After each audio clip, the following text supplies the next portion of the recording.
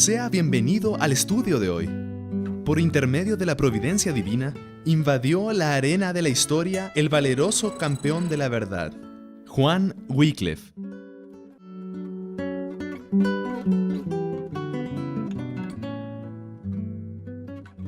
Cuando una lamentable ignorancia de la palabra de Dios se esparcía por toda la tierra, cuando los cristianos eran dirigidos por decretos y tradiciones humanas, cuando parecía que no sobraba ninguna centella de doctrina pura, se levantó Juan Wycliffe para exaltar los principios de la palabra de Dios, censurar las tradiciones de la Iglesia y dar al pueblo inglés la Biblia en su lengua materna.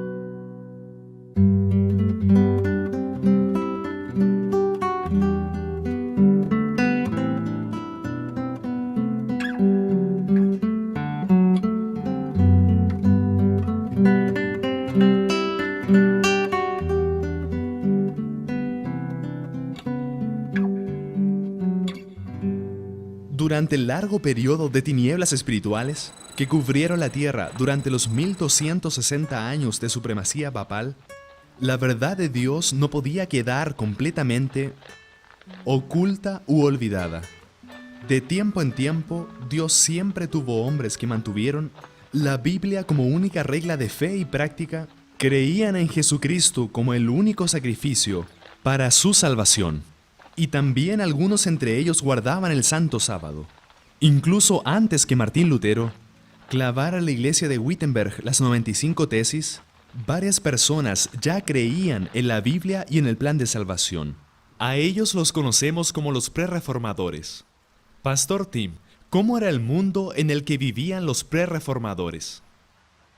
El mundo de aquella época era muy diferente del mundo que conocemos hoy. No había democracia.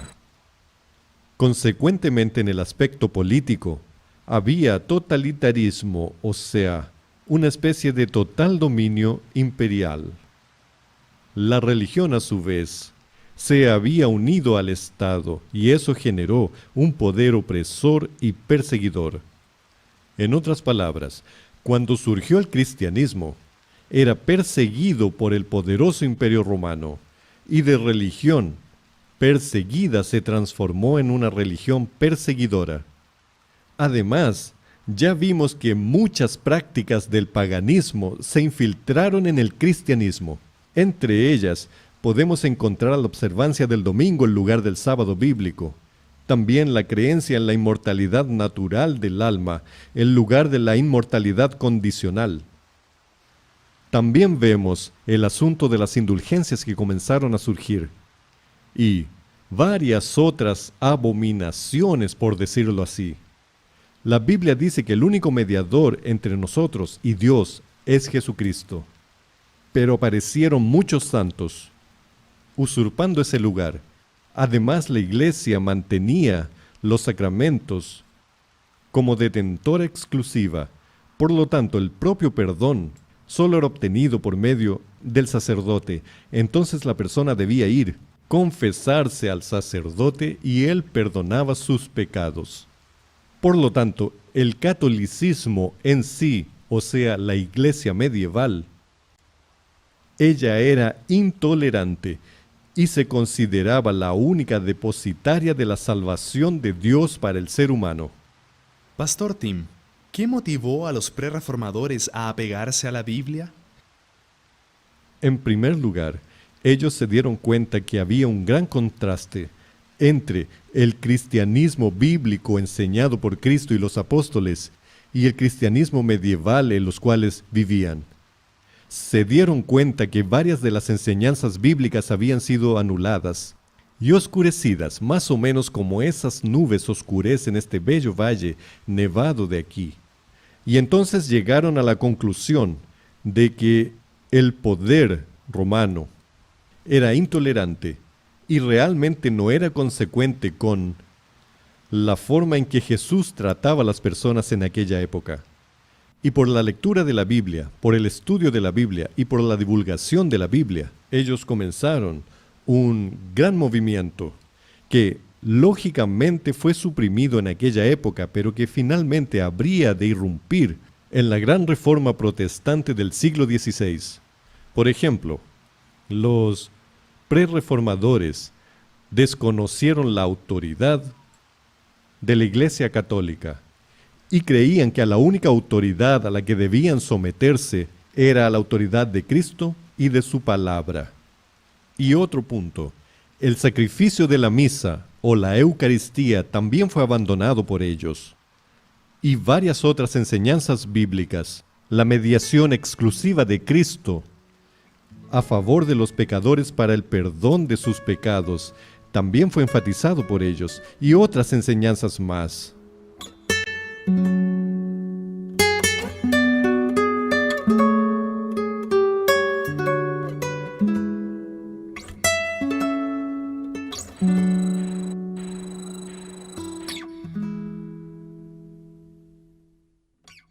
Antes de la Reforma Protestante, habían poquísimos ejemplares de las Sagradas Escrituras, pero Dios no consintió que su palabra fuera totalmente destruida. Con excepción de lo que ocurría entre los valdenses, la palabra de Dios estuvo durante siglos encerrada, solo en las lenguas de los eruditos.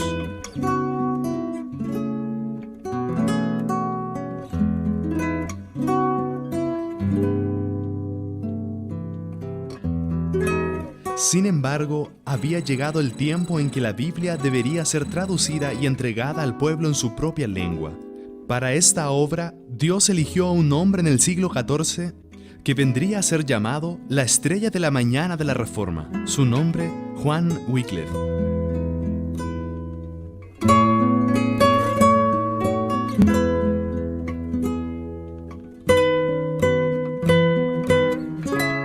Según algunos estudiosos, Wycliffe habría nacido el año 1324, en la ciudad de Richmond, cerca de Yorkshire. Muy pronto fue enviado a Oxford, donde estudió consiguiendo su bachillerato y años después su doctorado.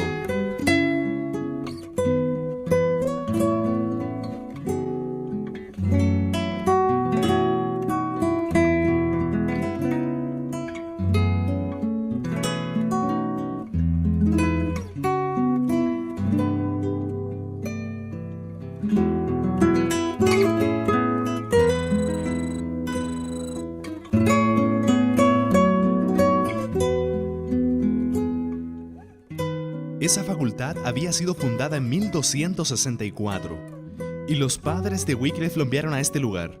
Aquí estudió filosofía escolástica, los cánones de la Iglesia y la ley civil. Se convirtió en sacerdote y después de algún tiempo también sirvió como profesor aquí en la Universidad de Oxford.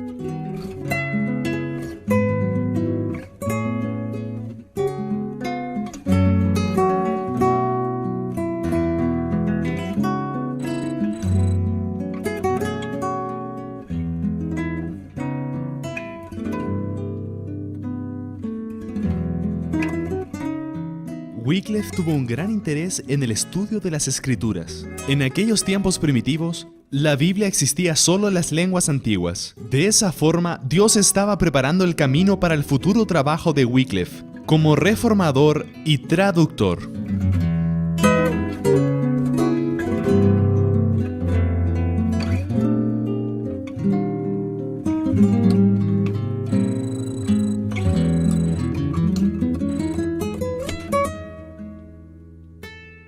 Cuando la atención de Wycliffe se volvió a las Escrituras, encontró lo que había buscado en vano. Allí vio revelado el plan de salvación y Cristo presentado como el único abogado del hombre. Se entregó al servicio de Cristo y se decidió a proclamar las verdades que había descubierto. Sin embargo, la dedicación a la verdad no lo llevaría a otro lado que no fuera un conflicto con la falsedad. Mientras más claramente discernía los errores del papado, con más fervor presentaba las enseñanzas de las Sagradas Escrituras.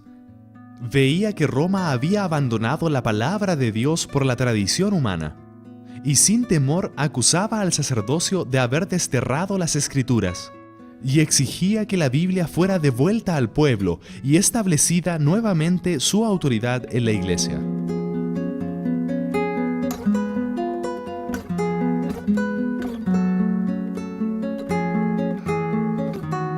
A pesar de su creciente popularidad, La Iglesia romana se apresuró a censurar a Wycliffe, y el 19 de febrero de 1377, él es citado a comparecer delante del obispo de Londres para explicar sus enseñanzas.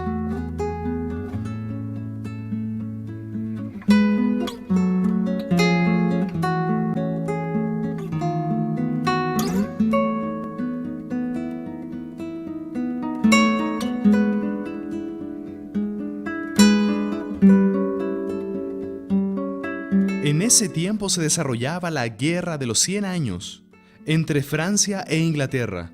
En la Inglaterra de aquel tiempo, todo lo que fuera identificado como francés era tenido como enemigo, y en esa visión se incluía la Iglesia de Roma, pues el papado había cambiado su sede de Roma para Aviñón.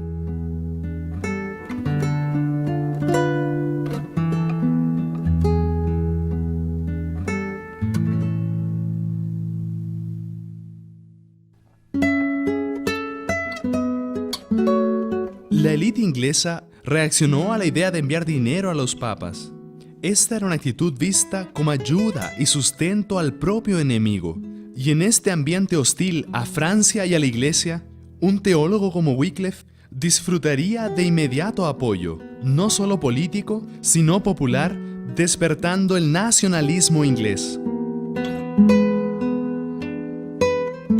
Al mismo tiempo, Wycliffe defendía que la Iglesia debería retornar a la pobreza primitiva de los tiempos apostólicos y también planteaba que el poder de la Iglesia debía limitarse a los asuntos espirituales, siendo el poder temporal ejercido por el Estado representado por el rey. En el asunto relacionado al cisma de la Iglesia, con 3 papas reivindicando el liderazgo, Wycliffe defendía la idea que el cristiano no necesita a Roma o Aviñón, pues Dios está en todas partes. En su opinión, la Iglesia podría continuar existiendo aún sin la existencia de un líder visible. Los truenos papales pronto se desencadenaron contra Wycliffe. 3 bulas fueron emitidas hacia Inglaterra ordenando todas las medidas decisivas para silenciar al enseñador de herejías. Estas medidas indicaban de manera directa la hoguera. Parecía cierto que Wycliffe pronto caería víctima de la venganza de Roma. Pero la muerte llegó no para el reformador, sino para el pontífice que la decretara. Gregorio XI murió y se dispersaron los dirigentes eclesiásticos que se habían reunido para condenar a Wycliffe. La muerte de Gregorio fue seguida por la elección de 2 papas rivales, 2 poderes en conflicto, cada uno diciéndose infalible, ahora exigían obediencia. Censuras y recriminaciones volaban de un papa al otro. En ese intermedio, el reformador, en el silencioso retiro de su parroquia en Lutterworth, estaba trabajando diligentemente para llevar a los hombres de los 2 papas en guerra a Jesús, el príncipe de paz. Wycliffe defendía que la Biblia debía ser la base de toda doctrina y la única norma de fe cristiana. Creía que la Biblia debería ser un bien común de todos los cristianos y era necesario que estuviera disponible para el uso cotidiano en la lengua nativa de la población. Partes de la Biblia ya habían sido traducidas al inglés, pero no había una traducción completa. Wycliffe entonces asumió esta tarea. Aunque no se pueda definir exactamente cuál fue su parte de la traducción, que fue basada en la Vulgata, no hay dudas que gracias a su iniciativa tenemos la traducción del Nuevo Testamento al inglés. La Biblia de Wycliffe, como llegó a ser conocida, fue ampliamente distribuida por toda Inglaterra. En ese tiempo se oía de los críticos, la joya del clero se transformó en el juguete de los laicos.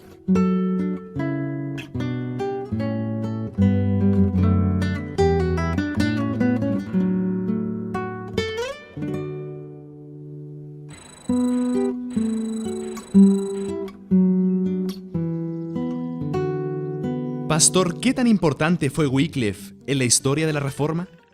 Juan Wycliffe es considerado la estrella de la mañana de la Reforma. Él hizo una contribución muy significativa. Era una persona de índole académica.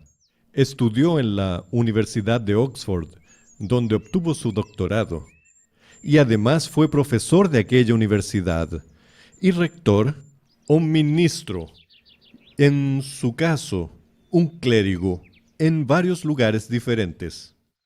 Además, escribió varios libros importantes que rompieron con la autoridad católica y papal, principalmente en el sentido de su autoridad temporal. Él creía que el catolicismo, la Iglesia, debería involucrarse en asuntos espirituales, eclesiásticos, pero no temporales o gubernamentales. Él veía esas ideas como completamente incompatibles con las enseñanzas de Cristo y de los apóstoles.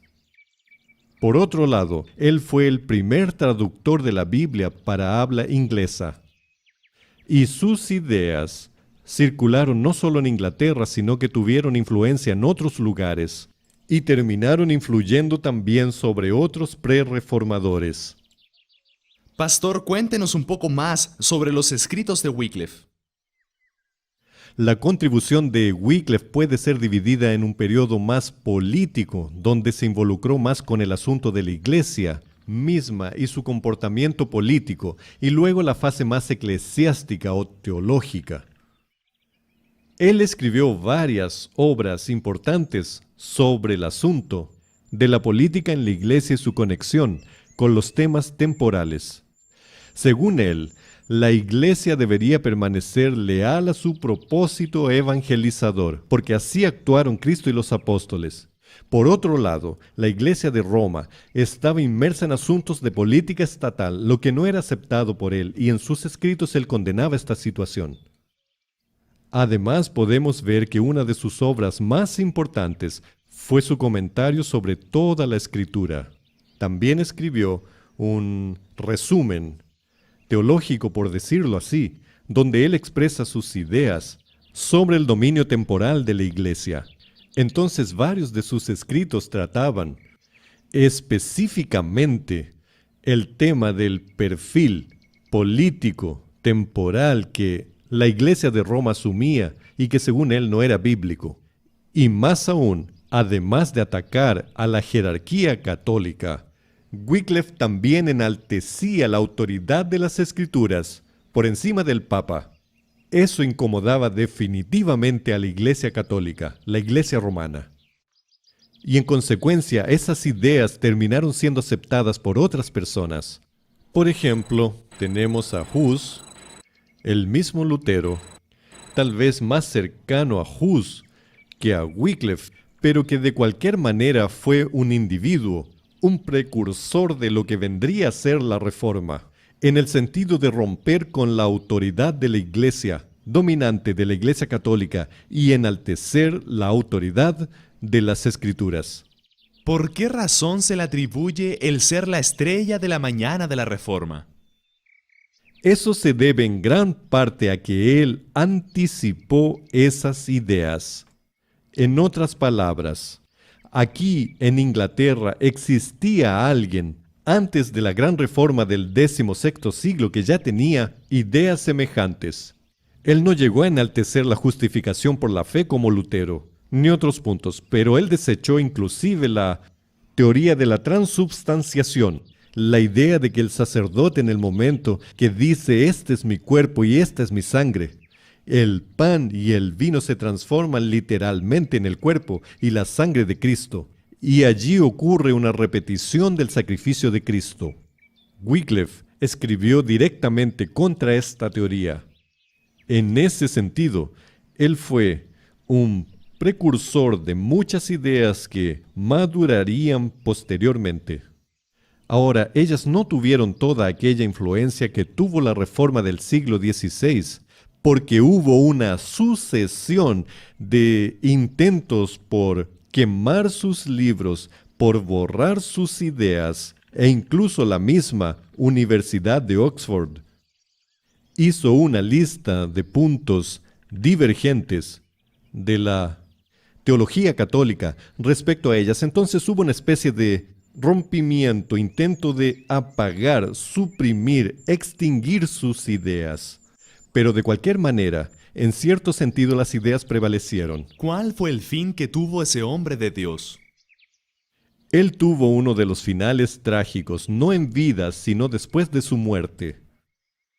En realidad, cuando asistía a una misa aquí, en Lutherworth, el día 28 de diciembre de 1384, él tuvo un ataque y desde aquella ocasión quedó con problemas de salud y 3 días después terminó por fallecer tranquilamente, siendo sepultado aquí, en esta ciudad, junto a su iglesia, de la cual era también el párroco.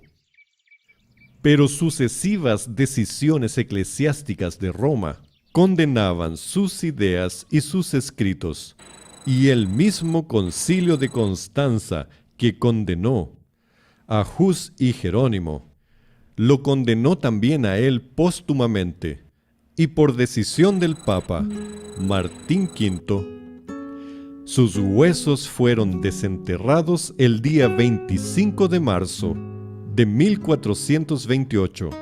Fueron quemados y después lanzaron sus cenizas al río Swift, cerca de aquí.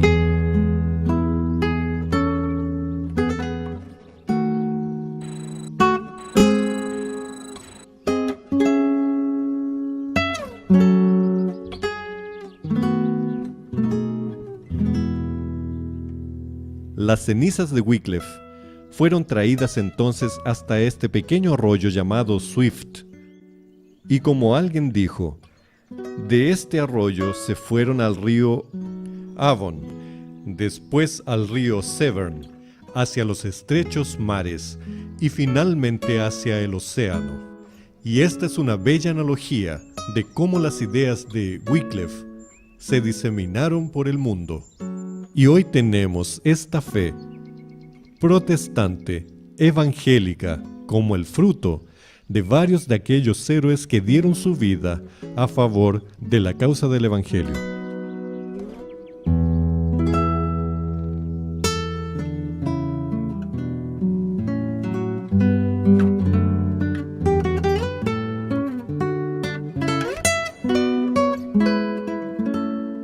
Pastor Tim, ¿qué características de los prerreformadores deberíamos imitar hoy en nuestra vida? Creo que existen por lo menos 2 características que son fundamentales para nosotros hoy. En primer lugar, la lealtad incondicional a Cristo y a su palabra. Es decir, ellos tenían convicción en relación a la verdad bíblica, por lo que ellos preferían entregar su propia vida en el altar del sacrificio como mártires que abdicar de su lealtad a la palabra de Dios. Este punto es fundamental. Estamos viviendo hoy en un mundo llamado postmoderno, donde la verdad ya no es una verdad absoluta. No existen verdaderas normativas. Normalmente lo que es verdad para mí puede no serlo para usted o para otra persona. Y el mundo hoy es ecuménico, pluralista y relativista. Y ellos tenían la convicción de que así como Dios es uno solo, su verdad es una sola, la cual no es plausible de adaptación como lo queramos. Hay otro punto fundamental, yo diría un segundo punto. Hay un texto bíblico que lo fundamenta de manera maravillosa y lo encontramos en Hechos capítulo 20, versículo 24.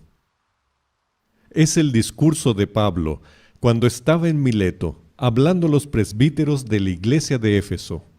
Y en Hechos capítulo 20, 24, él dice claramente: «Mas de ninguna cosa hago caso, ni estimo mi vida preciosa para mí mismo, solamente que acabe mi carrera con gozo y el ministerio que recibí del Señor Jesús para dar testimonio del Evangelio de la gracia de Dios». Para ellos, la verdad era más preciosa que su propia existencia. Eso se llama convicción. Yo creo que lo que más necesitamos hoy, como cristianismo en general y como Iglesia Adventista del Séptimo Día en especial, es convicción, lealtad a la palabra de Dios, de manera que ella pueda ejercer su poder transformador sobre nuestra vida. Qué ejemplo maravilloso nos fue legado por estas personas, hombres y mujeres que amaban a Dios y por sobre todo respetaban su palabra. Vivimos en un mundo de constante incertidumbre, principalmente en relación a la religión, asuntos religiosos. Que podamos usted y yo tomar la firme decisión de aferrarnos a la Biblia y solo a ella, buscar ser fieles a todo lo que Dios nos dejó y seguir de cerca esos lindos ejemplos de la historia que nos enseñan a ser fieles a Dios, no importando cualquier precio.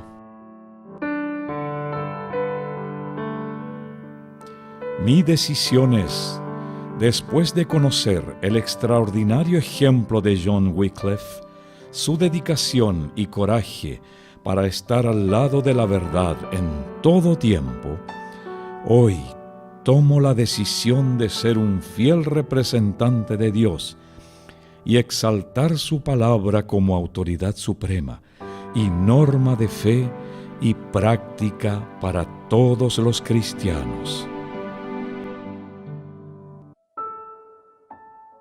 Si esta es su decisión, ore conmigo ahora. Bondadoso Dios y Padre, gracias por el ejemplo de hombres y mujeres que fueron fieles a tu palabra. Gracias por tener la Biblia con nosotros. Que ella pueda ser una guía para nosotros en medio de las tinieblas que cubren este mundo. Que busquemos todos los días conocer tu voluntad a través de tus enseñanzas. Bendícenos y ayúdanos en este propósito, lo pedimos en el nombre de Jesús. Amén. La influencia de los escritos de Wycliffe se esparcieron y alcanzaron Bohemia, hoy República Checa. Allá, Juan Hus y Jerónimo de Praga se pusieron del lado de la verdad con la misma firmeza demostrada por el reformador Wycliffe. Después de la muerte de Wycliffe, el Concilio de Constanza emitió un documento decretándolo como hereje, recomendando que todos sus libros fueran quemados y ordenando que sus restos mortales fueran exhumados y quemados, lo que fue cumplido 12 años más tarde por el Papa Martín V. Ese mismo concilio llevaría a la hoguera a dos héroes de la Edad Media, Juan Hus y Jerónimo de Praga. Conoceremos mejor esta historia en nuestro próximo encuentro. Hasta entonces.